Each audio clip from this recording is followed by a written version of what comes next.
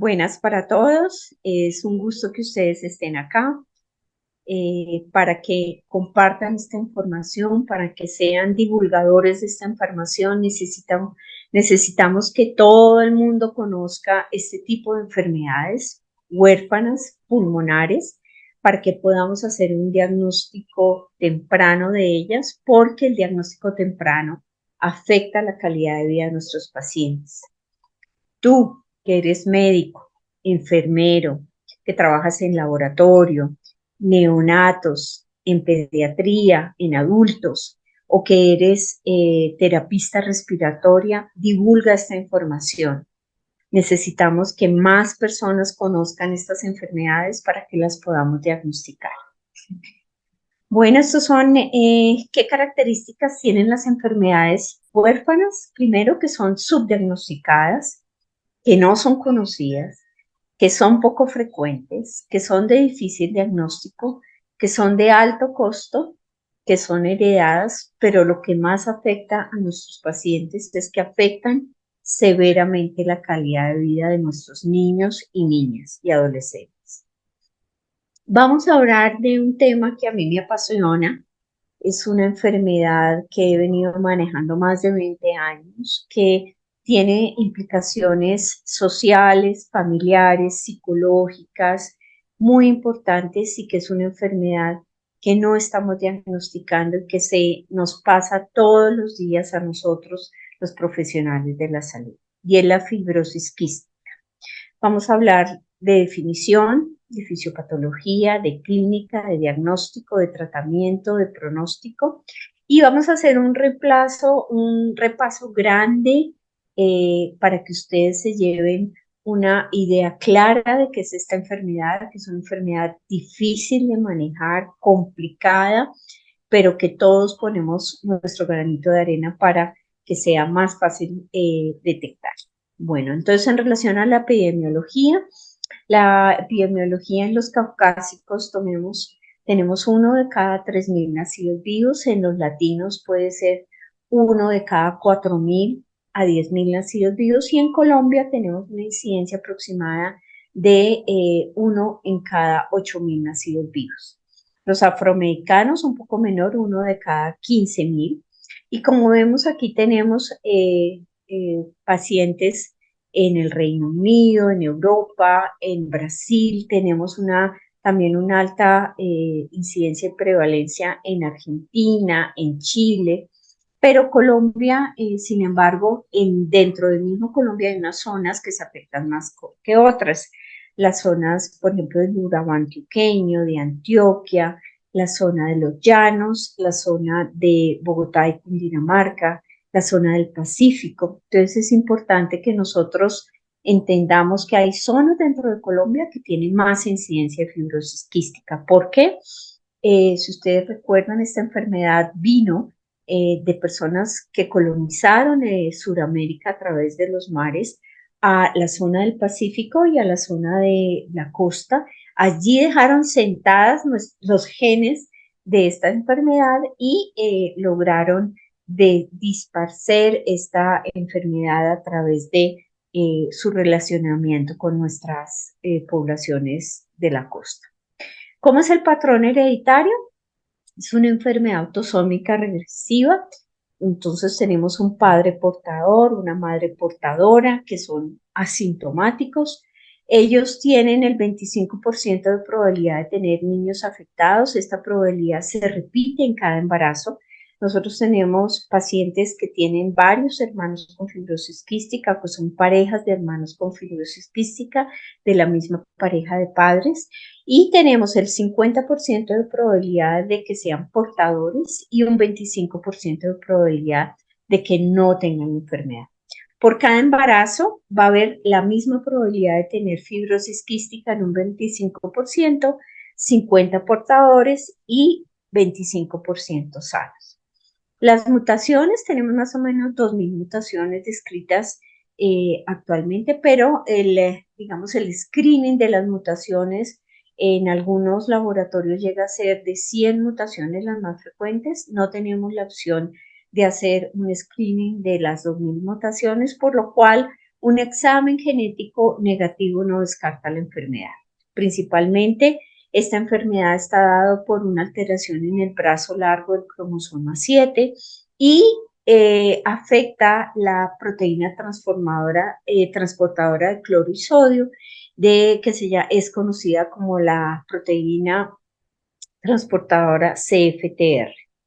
Entonces, ¿qué va a pasar? Vamos a tener una alteración en la producción y transporte de sodio y cloro a nivel de las glándulas. Y como vemos acá, existe diferentes tipos de afectación. Acá tenemos característicamente 6 tipos de afectación, por eso la enfermedad es digamos, se presenta en diferentes síntomas, porque dependiendo del tipo de mutación que tengamos, vamos a tener una severidad diferente y unos síntomas diferentes. Por ejemplo, aquí en la tipo 1 tenemos este tipo de mutaciones. La más conocida podría ser el G542X, y aquí vemos que la proteína no se sintetiza. El tipo 2 tenemos dentro de las más conocidas el delta F508 y tenemos un defecto de plegamiento de la proteína. En el tipo 3 tenemos déficit de efecto en la apertura del canal de la proteína, y dentro de las mutaciones más comunes tenemos la G551D. El tipo 4 tenemos un déficit de transporte de iones a nivel de la superficie de la célula. El tipo 5 tenemos una baja síntesis de proteína, o sea, sí se sintetiza, pero es en una cantidad muy escasa.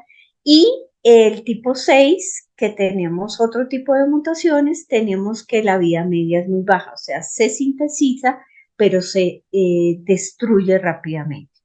Entonces, dependiendo de los tipos, tenemos una alteración en la función o una alteración en la producción de la proteína, y de acuerdo a eso vamos a tener los diferentes síntomas clínicos. Aquí tenemos más claramente, dependiendo del sitio de la lesión, tenemos las diferentes clases de mutación y la diferente alteración a nivel de la proteína.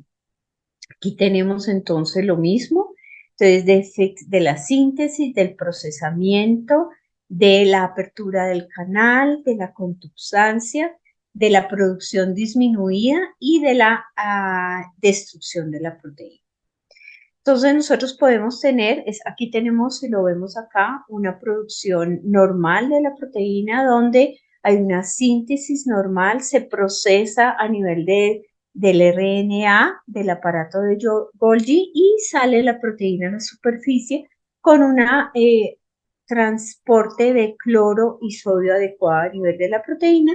Pero cuando tenemos alguna alteración en este proceso de la proteína, pues vamos a tener una producción de sodio disminuida a nivel de la superficie, y esto va a hacer que se deshidraten las secreciones exocrinas y nos va a producir una alteración en la concentración de sodio, por lo cual estas proteínas en el nivel de la superficie de la, de la célula respiratoria nos va a producir unas secreciones muy espesas y una alteración pulmonar.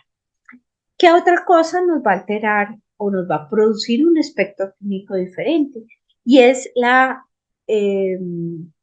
combinación de las mutaciones. Por ejemplo, si yo tengo un papá que tiene una mutación delta F508 severa y se junta con una madre portadora con una mutación también severa, delta F508 o G551, logrando una mutación homocigótica, los dos padres que tienen una mutación portadora severa, pues va a tener un espectro clínico mucho más comprometido. Si yo tengo dos padres con una mutación leve, cada uno con una mutación portadora leve, pues el espectro clínico va a ser mucho más leve clínicamente, donde no va a haber una alteración tan severa a nivel pulmonar, sino probablemente azoosperma o probablemente una hepatopatía leve. O si yo tengo el espectro de una mutación heterocigota con un padre con un portador severo y una madre con una portadora de una mutación leve, voy a tener un espectro clínico intermedio. Entonces, no solamente importa la mutación, sino la combinación de las mutaciones para mi espectro clínico.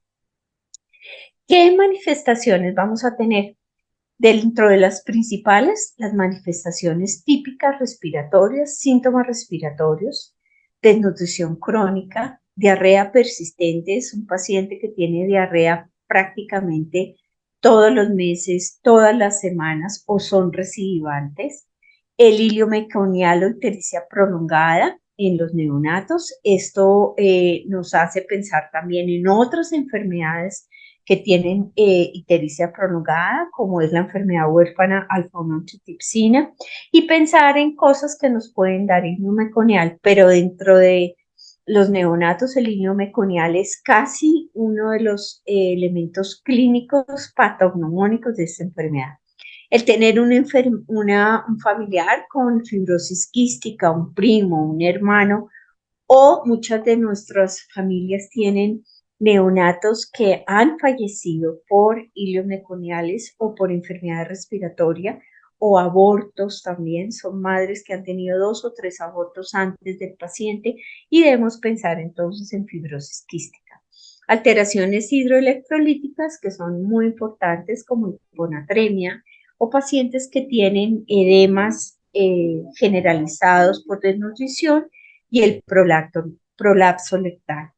Hay pacientes que le cuentan a uno que han tenido 3 o 4 prolapsos rectales, que se han atendido en urgencias, que les han hecho intrusión del ano y le han dicho que son parásitos y no les han dado más tratamiento, y estos pacientes podrían tener fibrosis quística. ¿Qué otros síntomas nos pueden hacer pensar de fibrosis quística? El síndrome broncoobstructivo recurrente, neumonías a repetición, un asma que no se controla, un asma que no mejora con el tratamiento de asma, sinusitis crónica, poliposis nasal, bronquiectasias, que como saben ustedes es la dilatación anormal de los bronquios a nivel distal por inflamación, infección y por toda la destrucción que hay a nivel de la vía respiratoria pequeña que hace la infección y la inflamación, la telectasia persistente, infecciones por gérmenes como pseudomonas, como la burcordelia, como la klebsiella, como la treponema. Es importante pensar que si yo tengo un paciente que tiene pseudomonas, que tiene desnutrición, que tiene bronquiectasias, que tiene diarrea, uno o todos estos síntomas, pensar en fibrosis quística. ¿Qué síntomas digestivos vamos a tener? Ya lo dijimos, hilio meconial, diarreas a repetición. Estas diarreas generalmente son grasosas, son explosivas, es un niño que tiene mala absorción, que vive con flatos, que vive distendido, que tiene dolor abdominal persistente o recurrente. En los neonatos ictericia, como lo dijimos, prolapso rectal, cirrosis, hepatopatía crónica. Pacientes con síndrome de oclusión intestinal son pacientes que hacen obstrucción intestinal recurrente y que su manejo no es quirúrgico. Es importante pensar que pueden tener fibrosis quística, pancreatitis a repetición o simplemente un episodio de pancreatitis y diabetes insulinodependiente. ¿Qué otros síntomas podemos tener? Desnutrición crónica. Entonces, un niño con desnutrición que tenga síntomas respiratorios, que tenga o no asociado diarrea recurrente o persistente, pensar en fibrosis quística. Falla de medio, un niño que nació de 3.200 gramos y que al mes no haya aumentado de peso, que tenga desnutrición o que haya bajado de peso, por ejemplo, un niño que haya nacido con 3.500 gramos y que al mes pese 2.800, es un paciente que hay que diagnosticar con fibrosis quística. Hiponatremia, anemia de edemas, déficit de vitaminas liposolubles A, D, E y K, como ya lo dijimos, diabetes, azospermia o síndromes de pérdida de sal. Entonces son niños que se deshidratan fácilmente en los climas cálidos.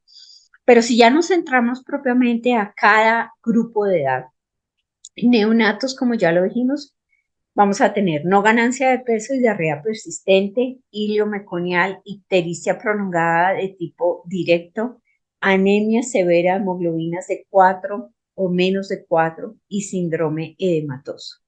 ¿Qué vamos a tener en los lactantes?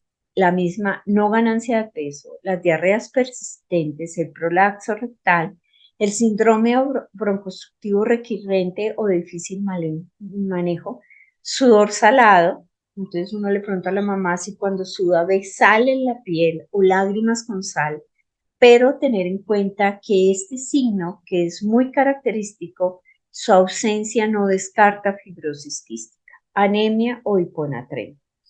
¿Cuáles serían los síntomas en escolares? Entonces, asma que no mejora, síntomas respiratorios persistentes, tos persistente, bronquiectasias, colestasis, infecciones pulmonares recurrentes, un niño con neumonías a repetición, bronquiolitis a repetición, con bronquiectasias, desnutrido, con diarrea, esteatorrea. Las diarreas son explosivas, fétidas y con grasa, dolor abdominal frecuente y, como ya lo dijimos, flatulencia o distensión abdominal. En los niños escolares podría presentarse dedos en palillo de tambor y obviamente la desnutrición que acompaña a todas las edades de estos pacientes. Adolescentes, pensar en asma de difícil manejo, bronquiectasias, dedos en palillos de tambor, pancreatitis, diabetes insulinodependiente, diarrea, obviamente, desnutrición, colelitiasis e infertilidad.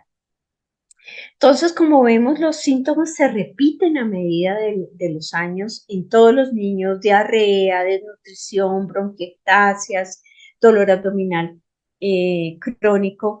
Entonces, ¿qué debemos hacer? Primero, pensar en esta enfermedad, conocerla, saber si hay familiares que tengan la enfermedad, hermanos, primos, tíos, personas que hayan sufrido de fibrosis quística. La historia clínica del diagnóstico es muy importante. El diagnóstico mediante electrolitos de sudor. Y en los neonatos, tripsina inmunoreactiva a nivel sérico es supremamente importante. Esta tripsina inmunoreactiva nos va a orientar que el paciente puede tener fibrosis quística, pero debemos tomarla antes de las 4 semanas de vida porque deja de ser un marcador de enfermedad. Para clínicos es importante tomar una radiografía de tórax, un cultivo de esputo, exámenes paraclínicos para mirar lesión hepática, para mirar diagnóstico de diabetes como hemoglobina glicosilada, transaminasas, insulina, glucosa. Saber si podemos tomar el estudio genético. El estudio genético está dentro de los exámenes POS y se coloca dentro de los pilares para el diagnóstico, y obviamente saber que tenemos que ayudarnos de nuestros colegas para un tratamiento disciplinario y para comentar este paciente con el hepatólogo, con el neonatólogo, con el pediatra, decirles: mira, tengo un paciente que tiene fibrosis quística, con la terapista respiratoria, con la enfermera, para entre todos lograr un diagnóstico temprano y adecuado. Entonces, todos sabemos que hablamos de electrolitos en sudor, que es un pilar diagnóstico, pero recordar siempre que los electrolitos normales no van a descartar el diagnóstico. Entonces, debemos tomar al menos 2 electrolitos en sudor, pero si salen positivos, debemos inmediatamente repetirlos y saber que ese paciente tiene una alta probabilidad de fibrosis quística. Pero, ojo, si salen negativos, una de las causas de falsos negativos es la desnutrición. Entonces, tomamos los electrolitos, nos salen negativos, un niño desnutrido y sabemos que tiene fibrosis quística, pero decimos: no, tiene electrolitos negativos, lo descartamos, pero el paciente cuando recupera peso, estos electrolitos se vuelven positivos. Entonces, nunca descartar un paciente que tenga electrolitos normales, si pensamos que tiene clínica de fibrosis quística. Todos los pacientes con electrolitos por arriba de 60 debemos pensar en fibrosis quística. Tenemos dos tipos de diagnóstico, el método cualitativo MacroDuc o el método cuantitativo de Gibson y Cook, que es el ideal, pero tomar este número de 60 como para recordar para el diagnóstico.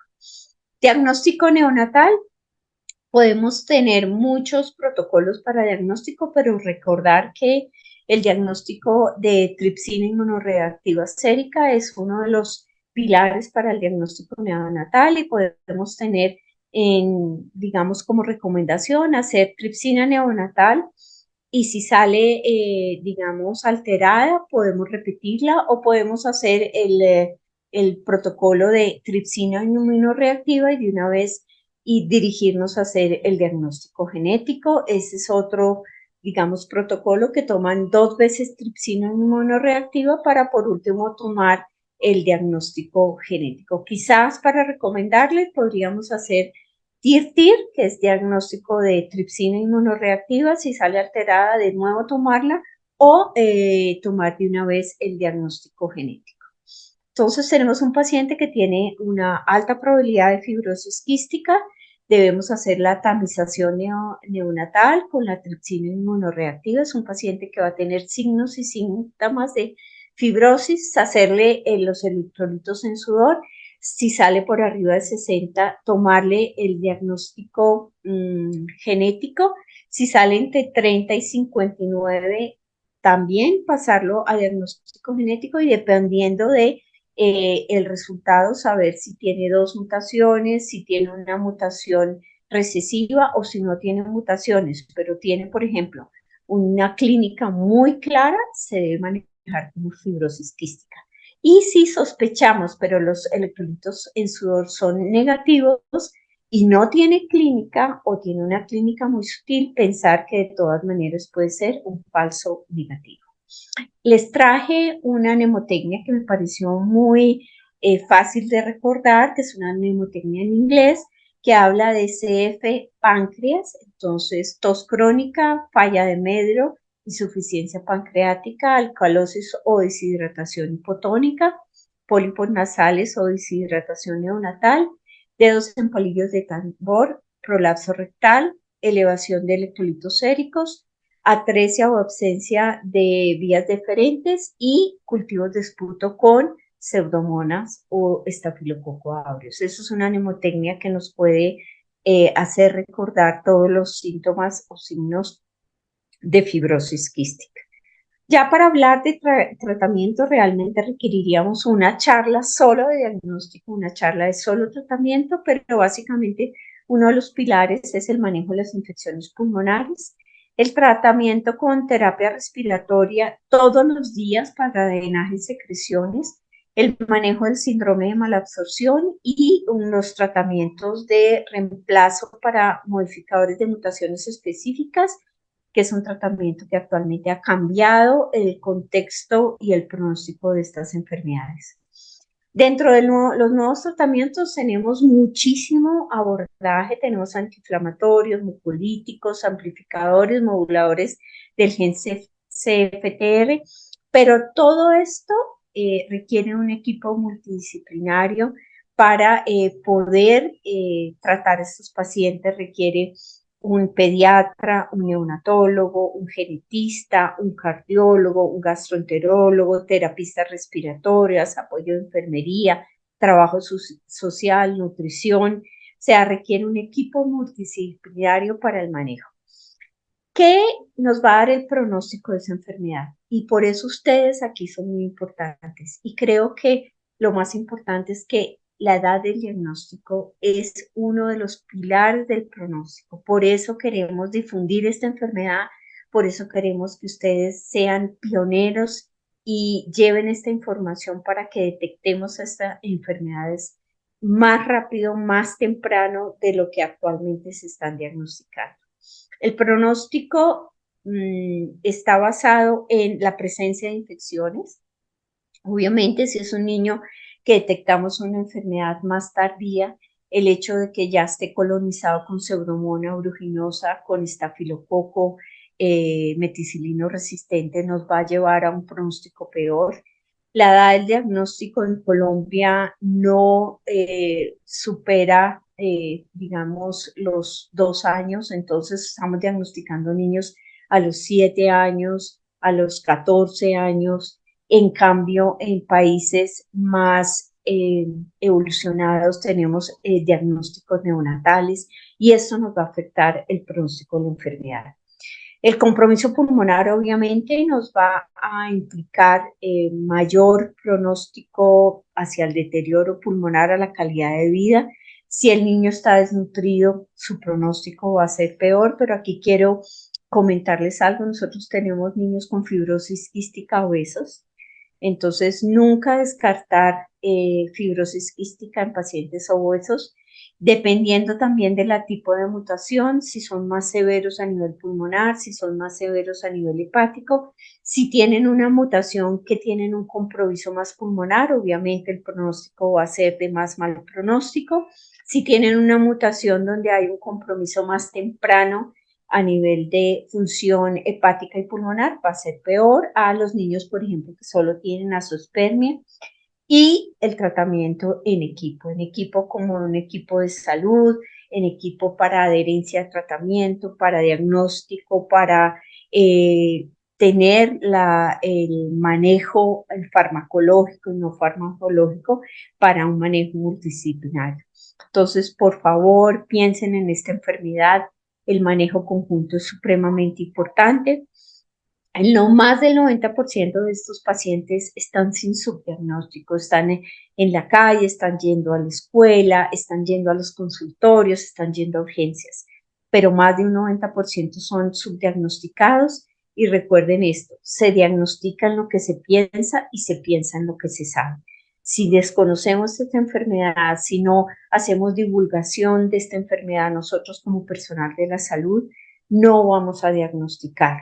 Entonces, como saben, el pronóstico sí depende de lo temprano que lo hagamos, del temprano de tratamiento farmacológico y no farmacológico de estos pacientes, y recordar que nosotros debemos ser pioneros y cuidadores de salud para estos pacientes, luchando por diagnóstico temprano, tratamiento completo, manejo multidisciplinario para que estos niños tengan una calidad de vida mejor, tengan un pronóstico mejor y sobre todo tengan una vida familiar en mayor armonía y con menos deterioro clínico.